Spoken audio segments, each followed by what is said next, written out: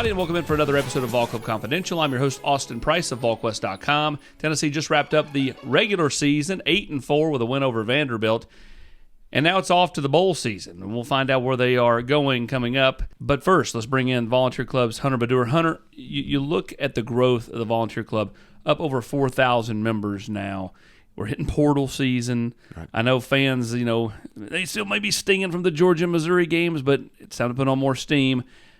Added members means added revenue for NIL dollars for potential student athletes. That's right. We continue to grow. At the Georgia game, at one point, we hit 4,045 members. And our goal remains the same, to hit 5,000 by the end of this year. Certainly, we need to have a big December to do that. But we think that goal is still absolutely attainable and looking forward to getting after it. How do you feel like NIL's changed over the last 2 years? Where do you think it's morphed? I think it's become more sophisticated in the sense that, for instance, more businesses feel comfortable now working with student athletes. They know what is, in bounds with the rules and so forth, and the ROI that they can get, but also that they are helping Tennessee student athletes and ultimately helping us win. You see Joe with the Coleman Realty commercial. You see Big O with the Better Mattress commercial. I mean, you see some different student athletes becoming the face of local businesses, and I think that is neat, right? I mean, it's a way for local businesses to give back to the student athlete, and it's a way for local businesses also to kind of reach out and touch the T and kind of feel the power of Tennessee. And that's where I think this community, the local businesses have really stepped up, and not just for football or basketball, but really for all sports, men's and women's.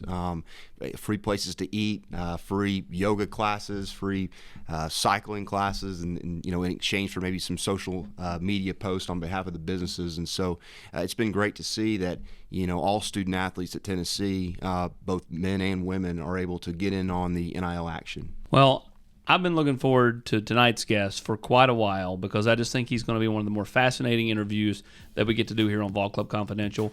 Let's bring in Australian native and punter Jackson Ross.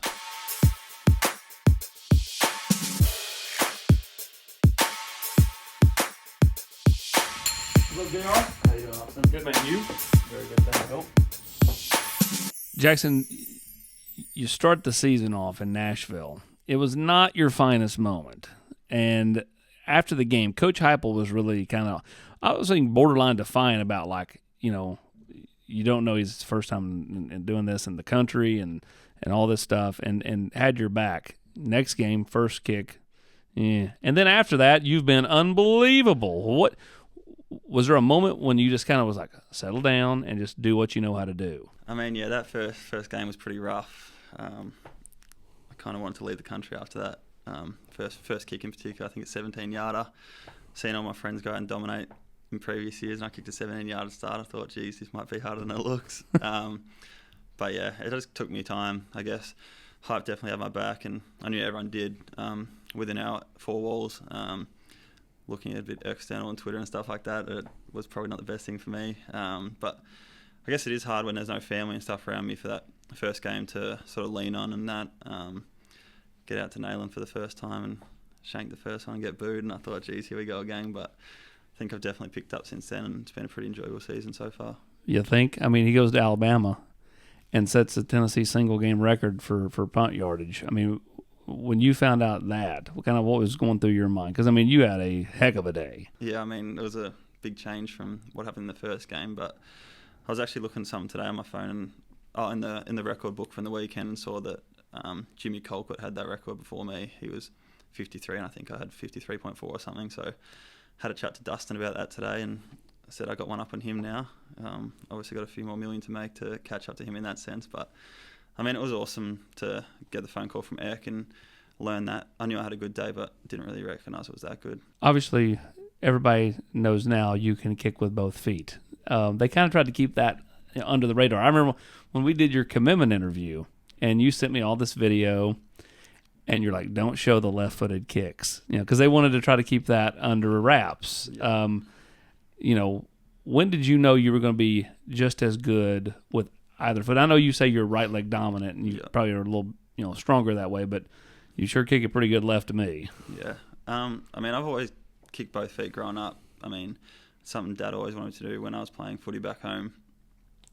Being able to kick both feet definitely helps. If you're sort of in trouble, you can go the other way. But I mean, I'd say if my right's a 10, my left's about a 7. So at practice and stuff, I mean, I kick probably 50-50, just mucking around and stuff like that, and think my touch is really good on both. So it's definitely good to have in the arsenal.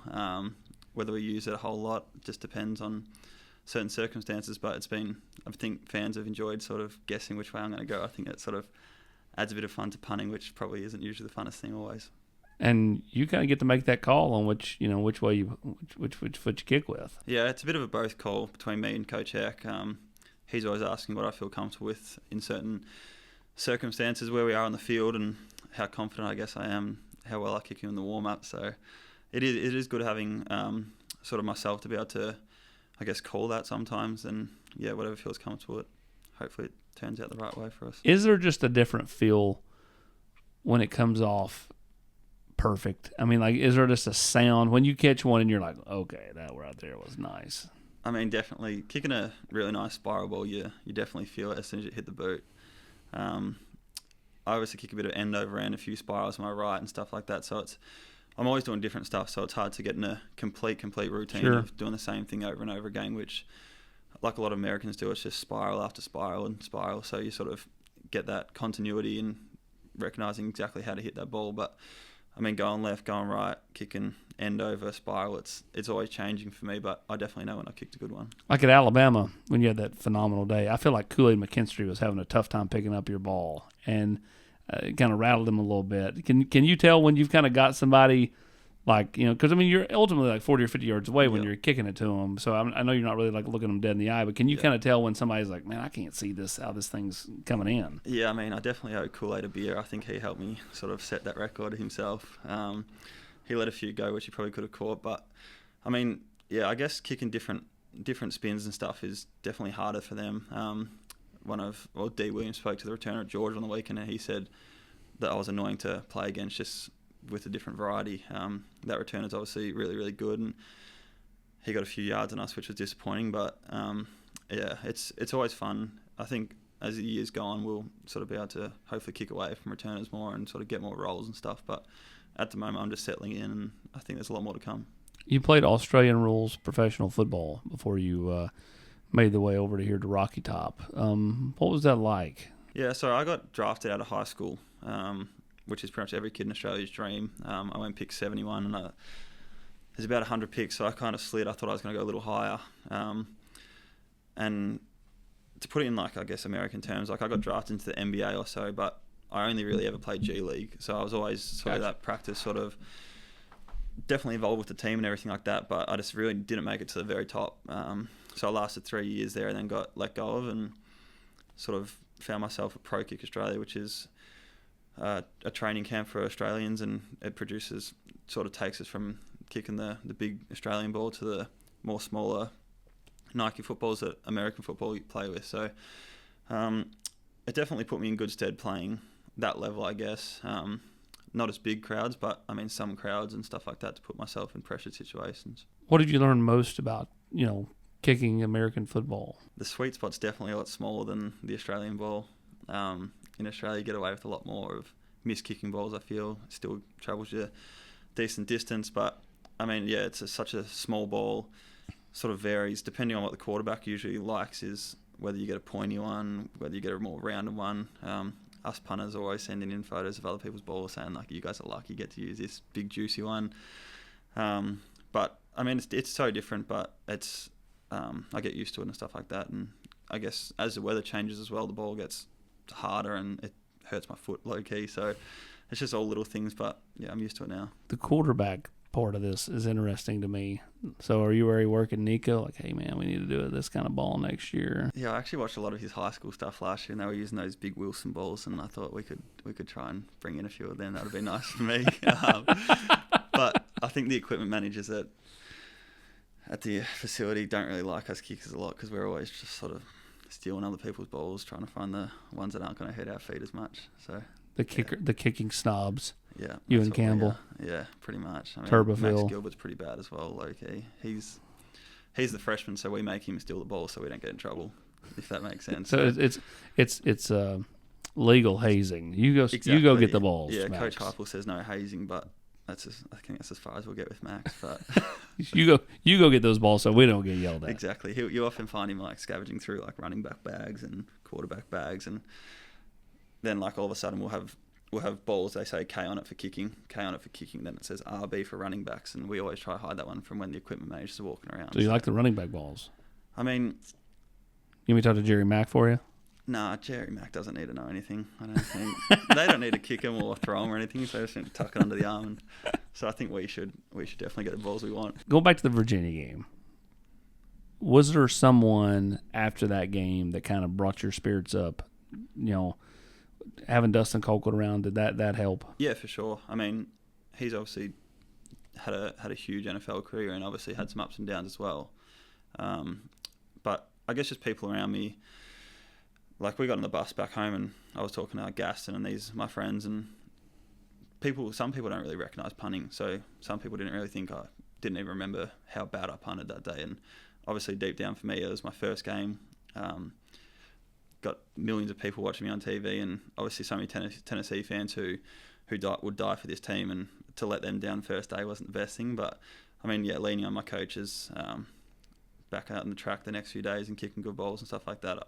I mean, it didn't take me long to feel like everyone liked me again. And I thought your left footer, the one right there near the end of the game, it was like 5 minutes to go or so. I thought you kind of uncorked a left-footed one, and I thought, I was like, okay, it's kind of like you're struggling with your golf game, and then you get to the 18th tee, and you finally hit 2 good shots, and you're like, okay, wait a minute, now why is it coming to an end? Let's keep this going, but the game ends or the round ends. Yeah.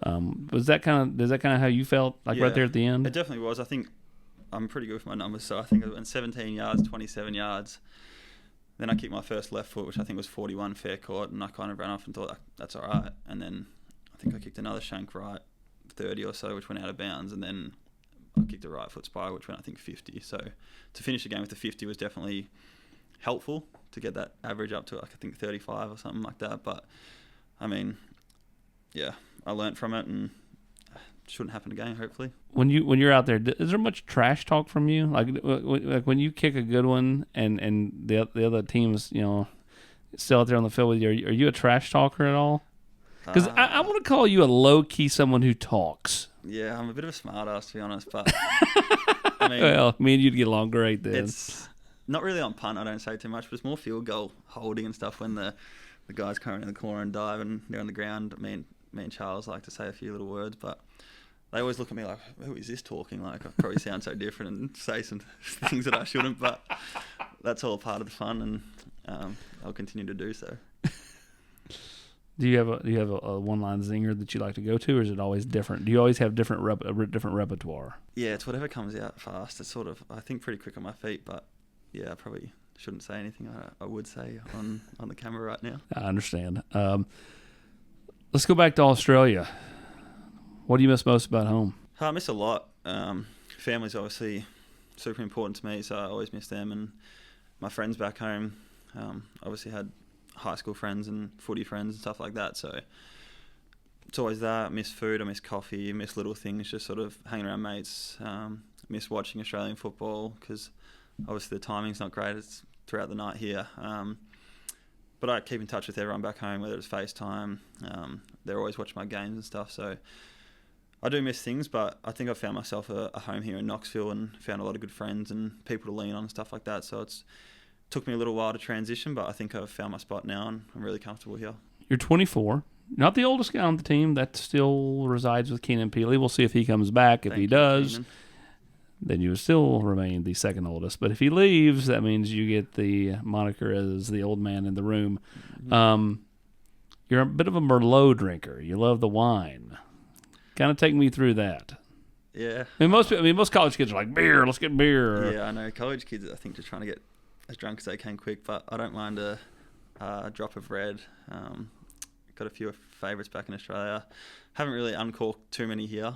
Definitely looking to find a few spots around and stuff like that. But yeah, I do enjoy a drop, and it's something a few of my friends back home really enjoy and collect and stuff like that. So it's that and coffee are two things I do like. Are you a cork collector? You get the cork on the Nah. no. No. Open and drink it and throw it out. That's the way I roll. You played 13 years of tennis before you went to Australian rules football. Mm-hmm. What do you like most about tennis? I don't know. I just grew up playing tennis. I think Mum would play a bit socially, and I sort of just started lessons and stuff when I was about 4, and I was kind of, in a non-arrogant way, naturally gifted, I think, with tennis. I guess I didn't love the game. I didn't like that singular aspect, just playing by yourself. You didn't like to run back and forth? Yeah, I wasn't. A bit lazy. Just Nick Kyrgios style was my sort of vibe, if you know who he is. But yeah, I guess I got to age about 16 and thought that like I need to play in a team sport. Sure. I love going out to battle with the boys and stuff like that. So that's I think the turning point when I switched to footy. I always played footy, but then it's sort of that when you get to 16, if you do 2 sports, you have to make that choice which way you're going to go. So gave up tennis then. Still played a little bit for school and stuff like that, but I played a bit of pickleball here and stuff to keep that hand-eye coordination going, but I would love to have a whack. So, did you go to the Australian Open a whole lot? Yeah, I did. I pretty much went every year. It's during January in the nice summer. So actually, when I went back home last year, I went for a night session, and I will go back this year as well. But it's good watching the best in the world and stuff like that always. Who's your favorite to watch? Djokovic, Federer, Nadal? I mean, Fed was definitely my favorite growing up. I do enjoy watching Kyrgios just because he's a bit of an entertainer and stuff like that. Sure. But yeah, I do appreciate the good players, and Fed, Rafa, and those guys have been awesome to watch for plenty of years. If you take the Australian Open off the question, out of the other 3, French Open, U.S. Open, Wimbledon, if you could go to one, which one? I've been to Wimbledon and I've been to the French. So you just need to go to the U.S. Open? I've been through Flushing Meadows in New York. I don't think I've actually been there for the Slam though at the time. But I mean, Wimbledon's probably the most prestigious. It is, sure. We like the cool. Masters in golf. Yeah, definitely. Yeah, I need to tick the US off, and then I would have done all 4. But they're all very unique and stuff like that. I mean, the French Open's the one. I mean, Wimbledon. I've not been to any of them, but the ones that catch my eye would be Wimbledon and the French Open. Yeah, I love the clay and Roland Garros. Yeah, no, the French is cool. I mean, Paris is an awesome city. When I did play tennis, I did a camp there for 2 weeks at Moratoglu Academy, who was Serena's coach for a while. So I did 2 weeks there, and then I played tournaments in Malta, Czech Republic, and Belgium throughout like a month when I was in year 9, which is when I was like 15. So that was awesome. Went over there with a few friends, and my mum came with us, and it's a different breed over there in Europe. Like there's, especially on the clay, there's some really good players and stuff like that. So you get over there and you think you're pretty good in Australia, and then you get there and you think, geez, there's a long way to go. And I mean, tennis, I think the range, you have to get to about 150th in the world to make the money back that you've put into the sport. So it's a very unique in that sense. You have to be really, really good to make a living. You're a golfer at all? I do enjoy golf, but I don't really get out enough as I should probably. I mean, that's big in Australia. Yeah, it is big. We played our Specialist Masters here last year, and that's right. We set up the who won that? Jacob Warren? No, we have the top rank, which was Charles, and then we sort of went down the order, and I kind of put myself kind of low. So I got paired up with Coach Eck, and we were partners, and the boys were pretty angry because I was You better sandbagged. Yeah, I did. You sandbagged. Me and Coach That's like Eck, not telling everybody you can kick with both feet. No, me and Coach Eck, I think won by about 10 strokes in the end, so we were laughing. That's fantastic. Can you get me on Royal Melbourne? I actually live 1 mile from Royal Melbourne. Are you kidding me? No. Can you get me on there? I mean, I've got a few contacts. I can think I'll probably hook it up if you need. Let's do this. I'm thinking, last year my wife and I went to Hawaii to do stuff with Nico at the Polynesian Bowl. I'm thinking, maybe not this January, but next January after the bowl game, we go down under and we just follow you around for a few days. Yeah, I think there might be about 15 of us. There's a fair few lads trying to come. I think once a week I'll get there. When are you going to take me to Australia? And the Spider's big and all that sort of thing. I'm not asking you to take me. I'm just saying let's go. Yeah, let's do it. But yeah, it's good. It's good that when the bowl finishes that it's freezing cold here and I go back home and it's 80, 90 probably. 90. Okay. I'm not great with the Fahrenheit translations, but yeah, it's pretty hot. Oh, koala bears or kangaroos? Koala bears, because everyone talks about kangaroos here and it annoys me. So I'll stick with the koala. Sea turtles or saltwater crocs? Sea turtles, they're cute. Don't really like crocs. Not my favourite. You ever went swimming with the sharks out there in Australia? Not that I know of. There could have been something swimming under me, which I'm sure there was. I'm lucky in Melbourne where I live, it's not too bad, but I've got a few friends over the West Coast in Perth, which is pretty brutal. And when I went there, I honestly just didn't want to go in. I'm a bit scared of sharks, to be honest. Well, I mean, I think everybody is. I was kind of dipping my toes in the water and then sort of just laying and tanning on the beach while everyone else swam. Yeah. That's fantastic. Yeah. You ever been to the orchestra there in Sydney? At the Opera House? Yeah, the Opera House. I've been to the Opera House. I've never actually been inside, though. Sydney's only about an hour flight, so I've been there plenty of times. How far of a car ride is that? It's about 8, I think. Yeah, so it's a bit different here. I think not many people drive. I think in America everyone just drives. Like some of the boys' parents do some crazy drives to games and stuff each weekend. Like Memphis is only 6 hours, but still it's a 12-hour trip on your weekend. It's a lot of driving and stuff like that. I went to Tallahassee last bye weekend with Bennett Brady. His brother works down there with the tight ends, so we went down there for 3 days, and that was, I think, 8-hour drive. Yeah, that was rocked me around a little bit. What's the one place that you've enjoyed the most? Not counting Knoxville. I mean, like that you've been since you've been here. I've been to Nashville a few times just because it's so convenient and stuff like that. We're playing Vanderbilt this weekend, obviously, and I know the punter up there, so he gives us a spot to live when we want to hit the town a little bit.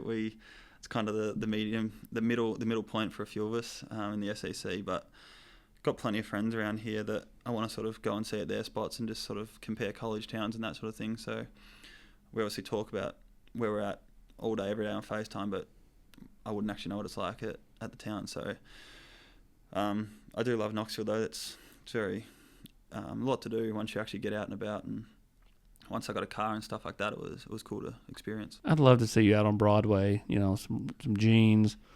Not boots. I don't like the boots. No boots, cowboy hat, and that accent. I mean, like that's bringing in the women, man. I mean, take away the boots and the hat, maybe. They're not my favourite. I mean, I see them everywhere around here, and I kind of laugh. The boys love their boots. I think Charles has got about 15 pairs, which baffles me. He always likes wearing them on ball walk and stuff like that, so I'll stick to my semi-designer stuff. That's what I like wearing. What's one place you've never been that you'd like to go? In America? Anywhere. I'd love to the Greek islands. I see a lot of people doing that. I've done a lot of Europe and stuff like that with friends and family and that, but I think, Greece, that Santorini, that very white sort of ocean side would be cool to be at. And I also wouldn't mind doing like Japan and stuff like that, just sort of different cultures and stuff, and potentially South America or something if I get that chance. How far is Japan from Australia? Good question. Flight-wise? I don't think it's actually too bad. Like 6?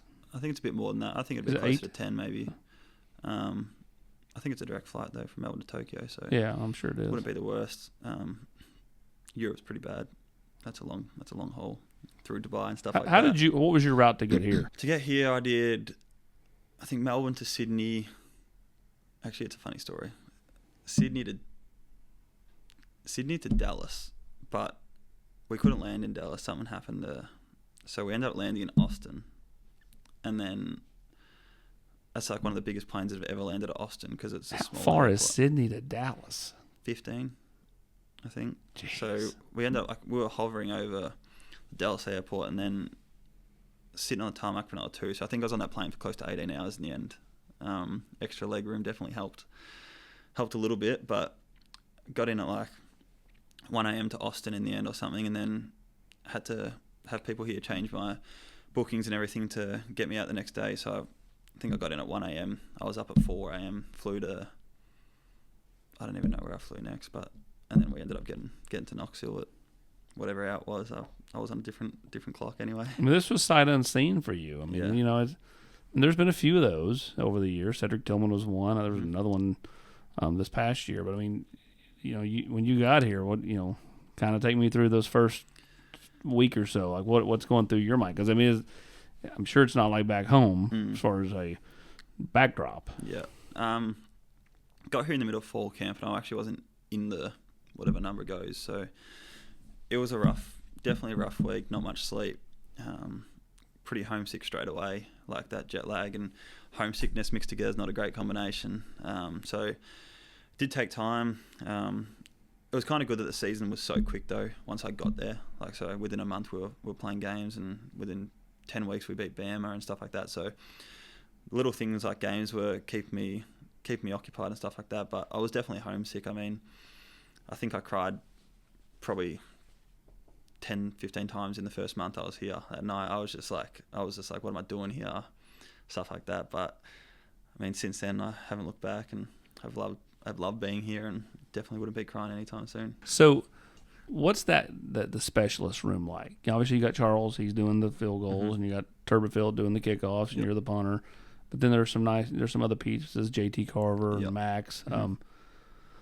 Just kind of take me through what that room's like, led by a guy who probably is a little bit different than the rest of you all. I mean, it's definitely changed a lot since last year. We had a few seniors last year and stuff, so it's a pretty fresh bunch. We do have a lot of fun. It's a very light-hearted group, I'd say. Like, we work hard, but we do like having a laugh and stuff like that. So Coach X like that too with us. Coach Block, Crab, all these guys that sort of make the place tick. But yeah, it's good. We have a variety of ages and stuff like that now. A few guys that'll, I guess, finish up soon and whatnot. But our sort of main core, I guess, is going to be here for a few more years, and it's something you can really build towards having success in the future. But yeah, we do have a lot of fun. There's a lot of banter and stuff, and we probably led by me, to be honest. I probably should be quiet some of the time, but when we need to watch punt, we're probably... Every room needs personality. Yeah, that's true. Every room needs personality. When you call back home and talk to your pro kid guys, do they ever have you talk to kids that are trying to be like you back home, and kind of you be their mentor about the possibilities of not coming just here, but to other spots in America to kick, and give them your advice on how to, hey, you're going to be homesick at first. Yep. You just gotta da da da da. Yeah, I have people reach out to me a little bit. But the thing is, at Pro Kick, they have coaches that have sort of been through it as well. So it's good that they can sort of help you with that. I guess you think you're going to be perfect. Like, everyone thinks it can beat the homesickness and stuff like that. But I assure you, like, when you get there, you're going to be like, damn, it's like it's real and stuff like that. It's just the reality of it. But when I go back and go to Pro Kick training and stuff, that's where we sort of sit out the front, stand out the front, and tell our stories and stuff like that. When I was back in July, I was there with Tory Taylor, who's probably the best punter in college football right now at Iowa. We kicked a few balls in front of him. Because their offense is not very good. Yeah, I think he's had 72 punts this year, which is pretty crazy. How many punts you had? I think I'm at 45, which is high. A decent amount, so 72 is crazy. I mean, he has to sit in that ice bath all day, recover those legs, but... we sat there and talked what we've done. It's his fourth year. This is my first, so we had pretty different stories. He didn't play the highest level Australian football back there, but just had such great leg power, and he's very, very good chance to get drafted, I'd say. So we kicked a few balls in front of them, and people just asked questions and stuff. But it's definitely cool seeing such a variety of people come through the program. You got 15-year-old kids that are not part-time just to tick away during school, and then once school's done, sort of take the option. And then you've got 25-year-old ex-policemen doing it as well. Just like, it's just so different.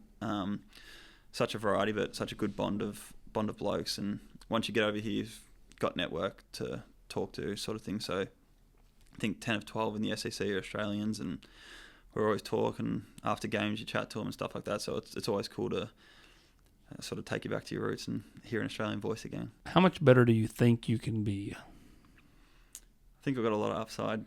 I'm 24. Let's put it on a scale of 1 to 10. 10 being the best you can be, 1 being the worst. Where are you currently in your mind? 6.5. I think I've got a lot of growth. In what way? I think we've only shown a little bit this year on film and stuff like that. I mean, teams probably have an idea of what we're going to do.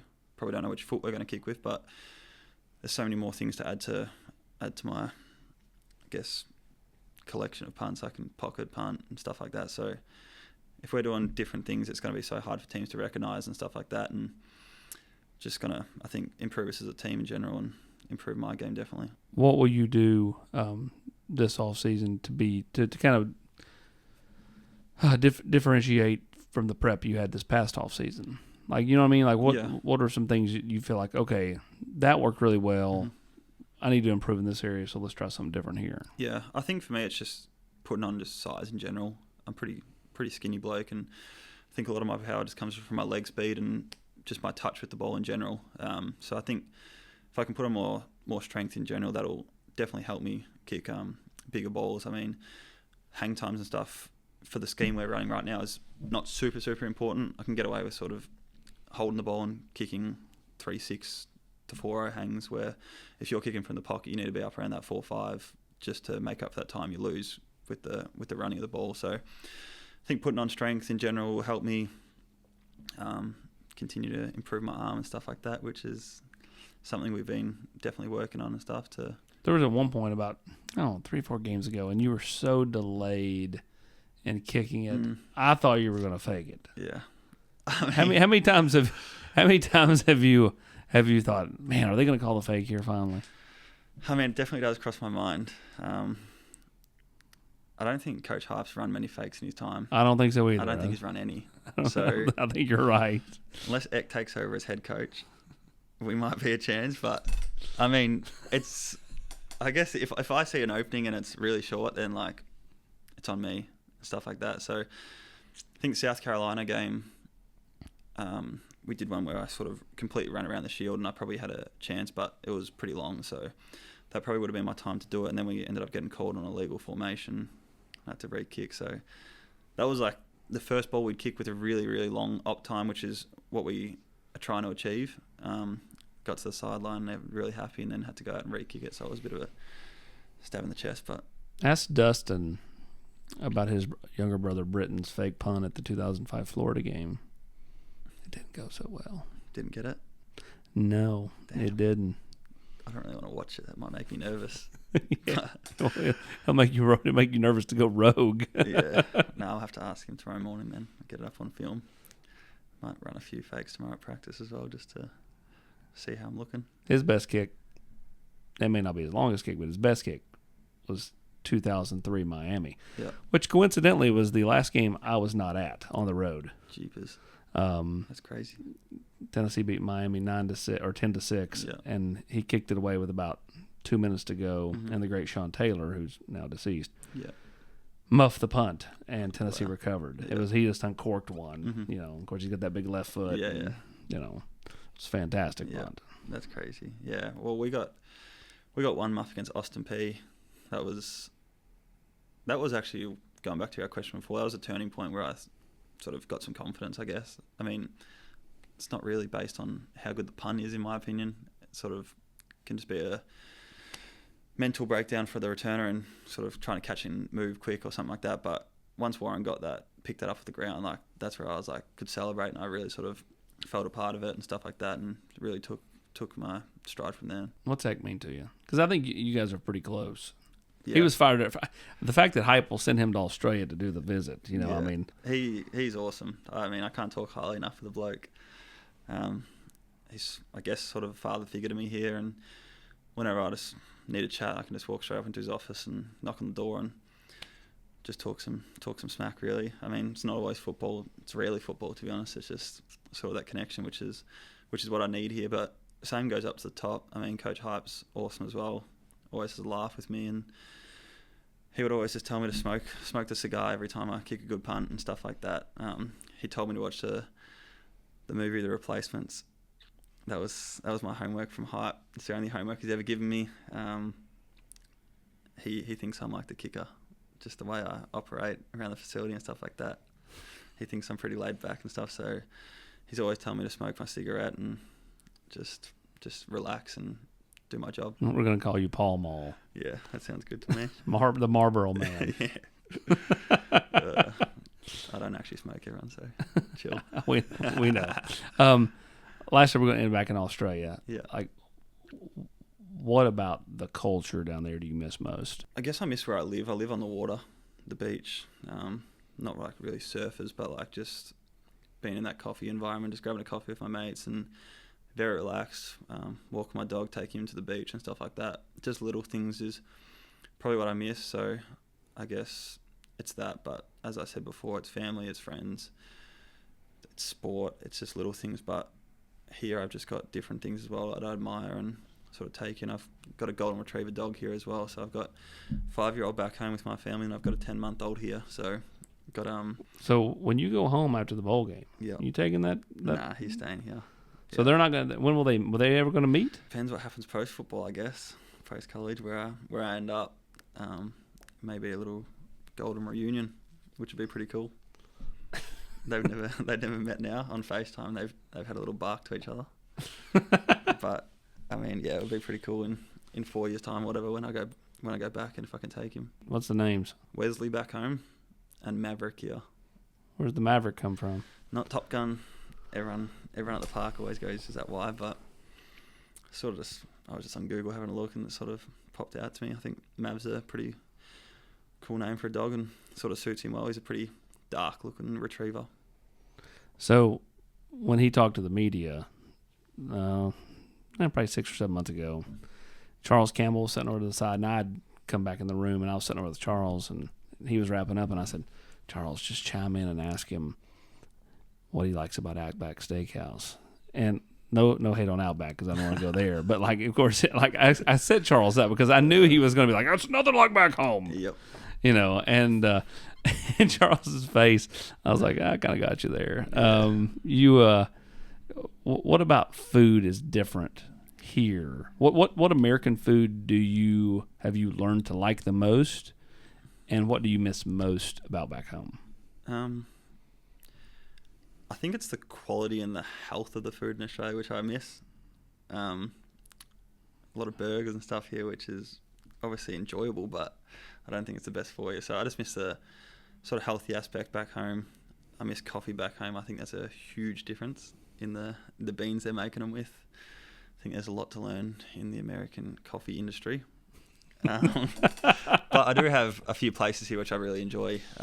Five and Hoke in Old City and Honeybee, which is right by my house, are pretty good brews, so I'm happy with them. Awesome. Well, man, the most interesting man in Tennessee football, this guy right here, Jackson Ross. We appreciate you joining us on Vol Club Confidential, and if you get a chance to see this guy out downtown or over at Neyland Stadium, don't hesitate to yell, "Hey, bloke!" Happily say it back. Good day, mate.